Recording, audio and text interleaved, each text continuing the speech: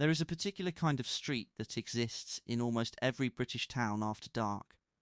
A stretch of road that looks entirely different once the shops have closed and the ordinary rhythm of daily life has moved indoors. In Bolton, Greater Manchester, that stretch ran through a corner of the town known, quietly and unofficially, as its red light district, a place where some of the most vulnerable people in the community found themselves drawn into lives that most passers-by preferred not to think about too closely. It was here, in the early hours of a November morning in 2001, that a 17-year-old girl's life came to an end in a back alley off Crawford Street, in the Haugh area of the town. Her name was Carly Baitman, and the forensic investigation that followed her death would take police deep into a world of addiction, exploitation, and violence, before finally delivering the answer her family had been so desperately waiting for. This is the story of how forensic science caught Carly Baitman's killer. To understand what happened to Carly, it helps to understand who she was before the life that ultimately claimed her. She had grown up in Bolton, a town like countless others across the north of England, built on the legacy of its industrial past and shaped in more recent decades by the same pressures facing communities everywhere: economic hardship, family breakdown, and the kind of institutional gaps that can leave young people slipping through the cracks of a system meant to protect them. By her mid-teens, Carly had come into the care of Bolton's social services, a young woman who, like so many children in the care system, faced a set of risks that her peers outside that system rarely had to confront in the same way. By the age of 16, Carly had become involved in prostitution. Alongside it came addiction, a heroin dependency that would come to define the final years of her short life, pulling her further into a world where danger was not the exception, but the constant, quiet backdrop to daily survival. It is a story that is, in its broad shape, tragically familiar to anyone who has studied how vulnerable young people can be drawn into exploitation, one difficult circumstance compounding another until an entire life becomes organized around the next means of getting by. Carly was not unique in this respect. What made her case a turning point was what happened to her, and what it would go on to reveal about how forensic science could bring accountability to crimes that so easily might otherwise have gone unsolved. Crimes against precisely the kind of victim that the justice system has, at various points in its history, been too quick to overlook. In the early hours of Sunday, the 11th of November 2001, Carly Baitman was found dead in an alleyway off Crawford Street. She had been strangled. A post-mortem examination, carried out by a Home Office pathologist, would later confirm that she had died from compression injuries to her neck, the clinical language of forensic pathology standing in for what was, in plain terms, a violent and deliberate killing carried out in one of the loneliest possible settings, a narrow back alley in the small hours of the morning, far from anyone who might have intervened. The discovery of her body set in motion a police investigation that would need to move quickly and carefully.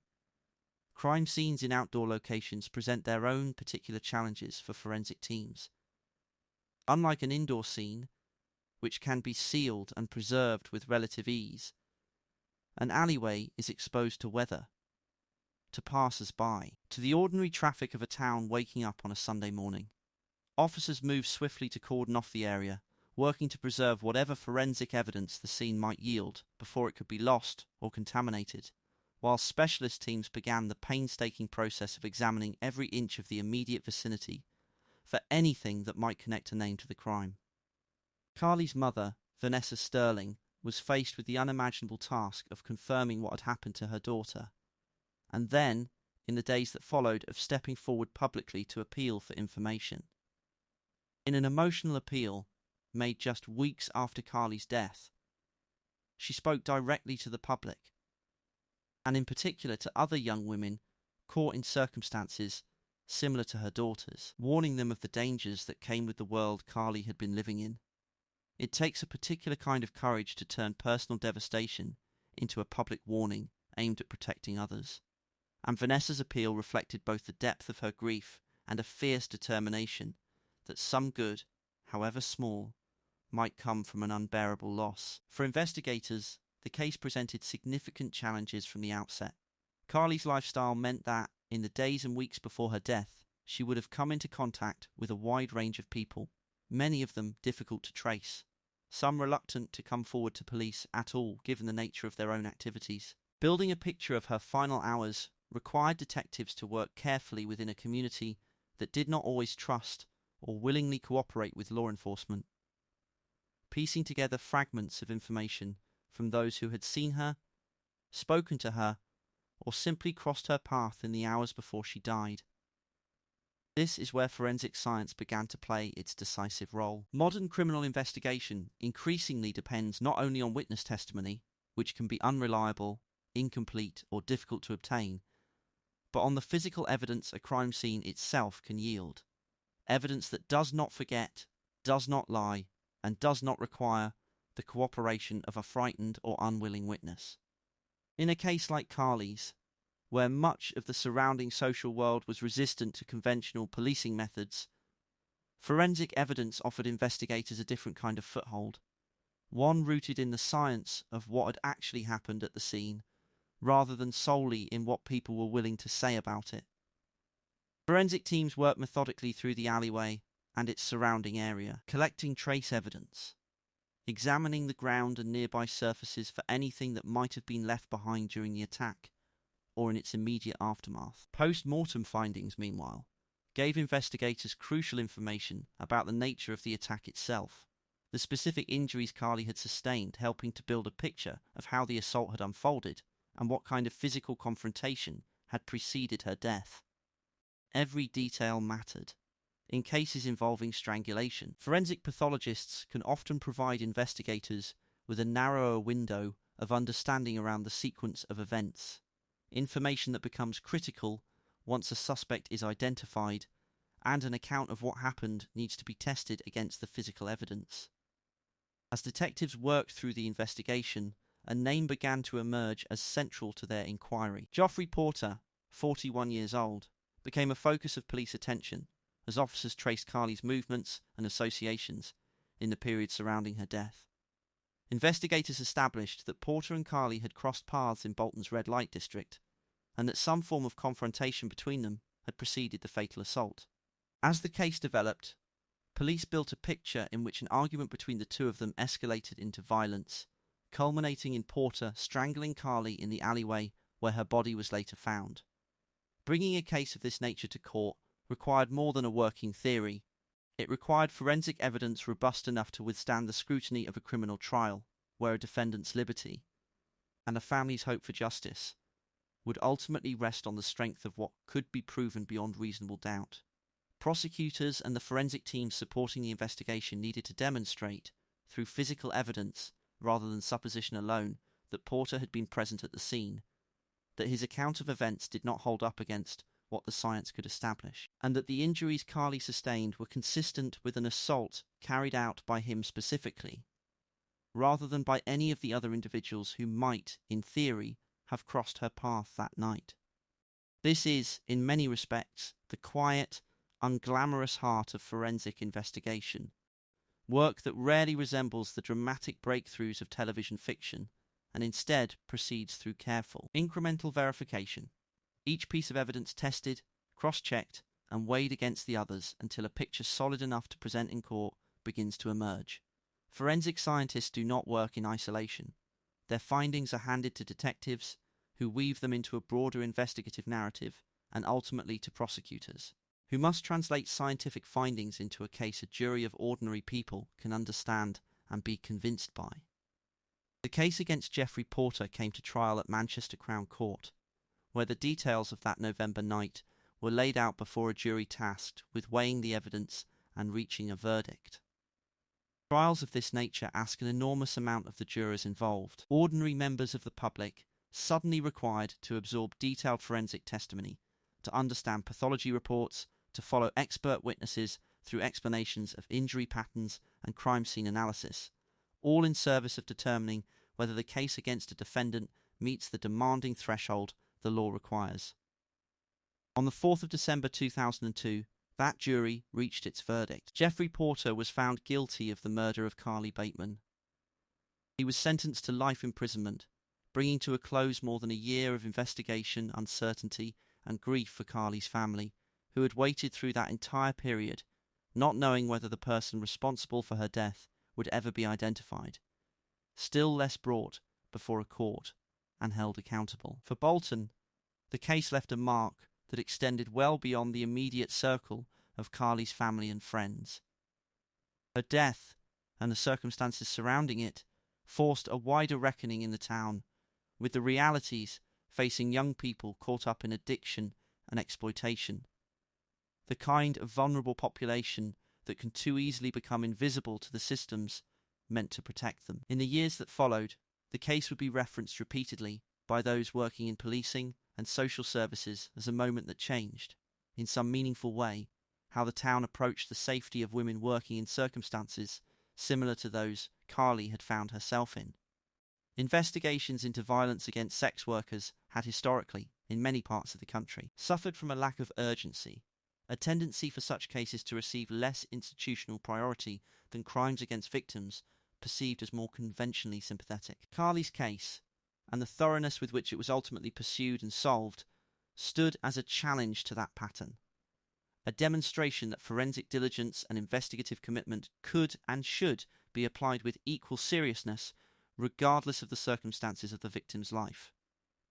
It is worth pausing on this point, because it speaks to something larger than any single criminal investigation. The forensic evidence gathered in Carly's case did not simply identify a killer.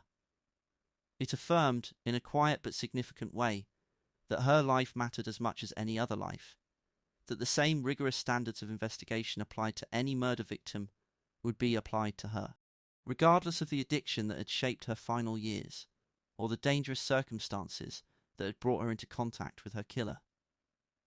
For a family already carrying the unbearable weight of losing a daughter, that affirmation carried real meaning.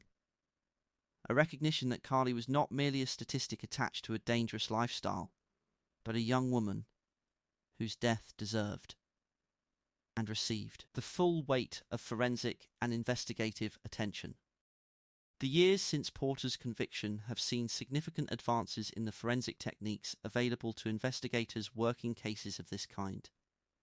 DNA analysis, trace evidence recovery, and pathological examination have all continued to develop in sophistication since 2001. And cases like Carly's are often cited by forensic professionals as examples of how far the science has come, and how much further it continues to evolve.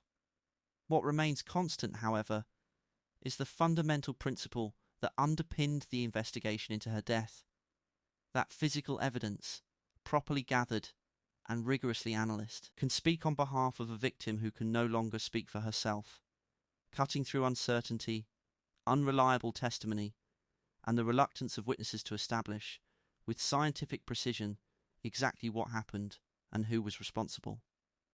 Bolton's red light district has changed considerably in the years since Carly's death, reshaped by shifts in policing priorities, urban redevelopment, and ongoing efforts by local services to address the underlying issues of addiction and exploitation that had shaped so much of Carly's short life.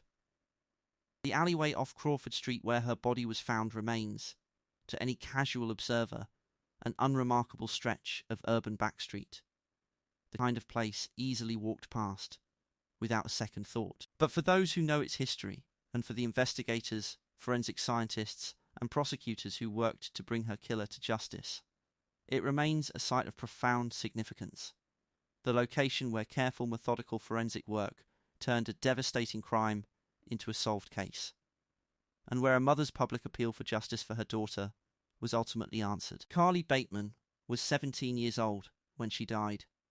Her life, by the time it ended, had taken a path shaped by circumstances far beyond what any teenager should have had to navigate. Addiction, exploitation, and a system that for a period of her young life had not managed to protect her as it should have. But her death, and the forensic investigation that followed it, would go on to matter in ways that extended well beyond her own tragic story.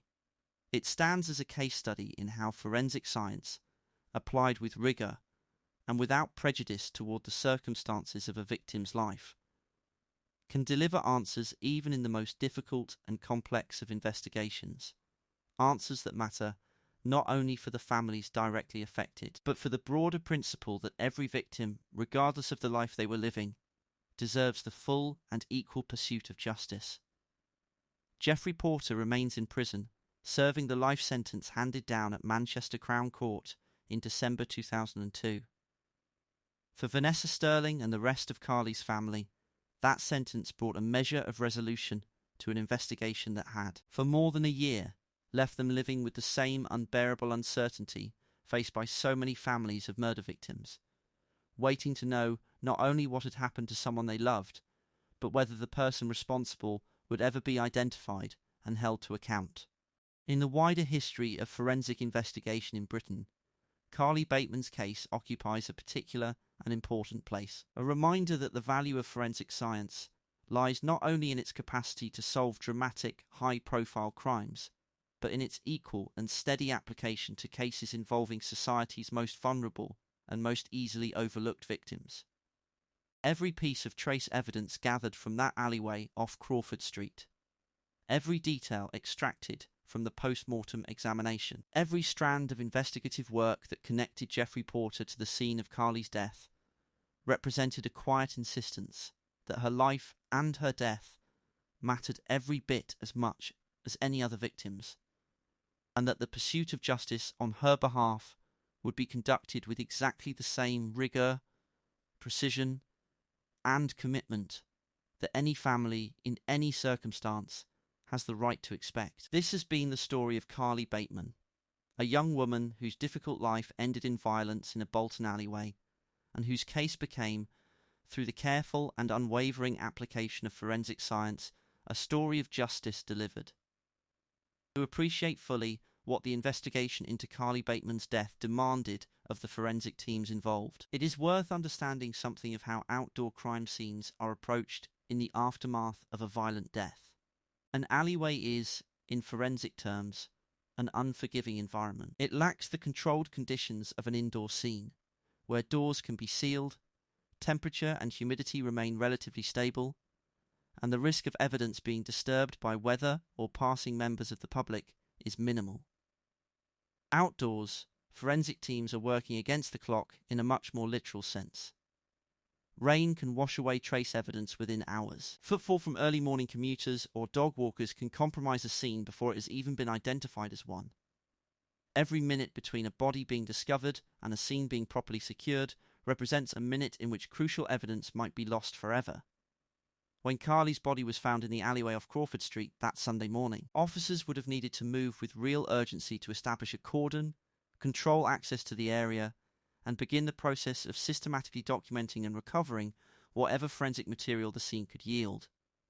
This process typically begins with photography and mapping, establishing a precise visual and spatial record of the scene before anything is touched or moved. From there, forensic teams work outward in careful, methodical stages, examining the ground, nearby surfaces, and any objects in the immediate vicinity for trace evidence, fibres, and anything else that might connect a perpetrator to the location. In cases of strangulation specifically, forensic pathology plays a particularly significant role, because the nature of the injury itself can reveal a great deal about the circumstances of an attack. The pattern and severity of compression injuries to the neck can help pathologists estimate the degree of force used, the likely duration of the assault, and in some cases details about the position and relative size of both victim and assailant during the attack. This kind of analysis does not simply confirm cause of death. It builds a forensic narrative of the attack itself, information that becomes vital once investigators need to test a suspect's account of events against what the physical evidence actually shows. For the detectives working Carly's case, this forensic narrative had to be built alongside a more traditional investigative effort, one that required navigating a community understandably wary of police involvement. Sex work and drug addiction both carry with them a set of social dynamics that can make conventional witness-based investigation extremely difficult.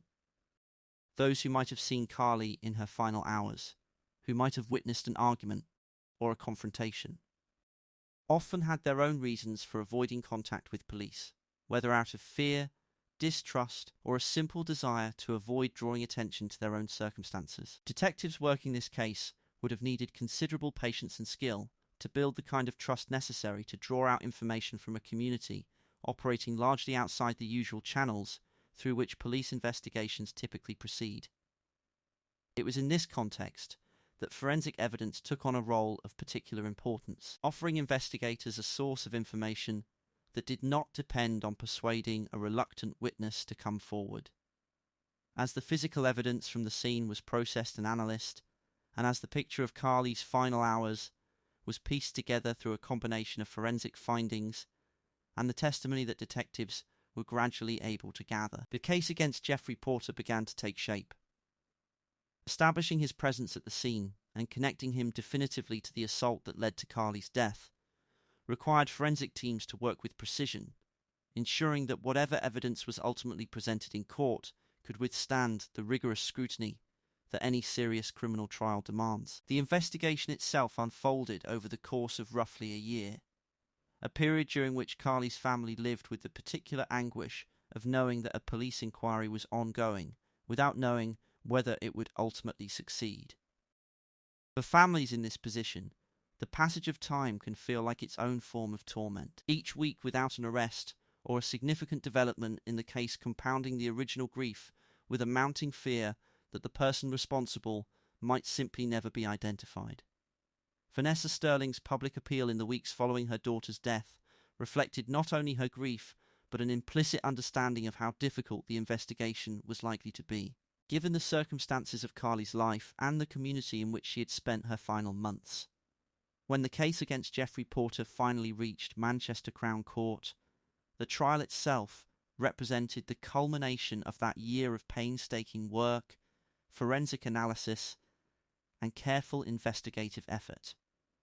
Criminal trials involving forensic evidence require a particular kind of translation, taking findings that are often highly technical in nature and presenting them in a way that a jury of ordinary members of the public can follow and, crucially, be convinced by. Expert witnesses would have been called to explain the pathology findings, the significance of any physical evidence recovered from the scene, and how that evidence connected to the account of events the prosecution was presenting. The defense, in turn, would have had the opportunity to challenge that evidence, testing its reliability and probing for any weaknesses in the forensic chain that connected Porter to the crime. This adversarial process, however uncomfortable it may be for grieving families forced to sit through it, exists precisely to ensure that convictions rest on evidence robust enough to withstand serious scrutiny.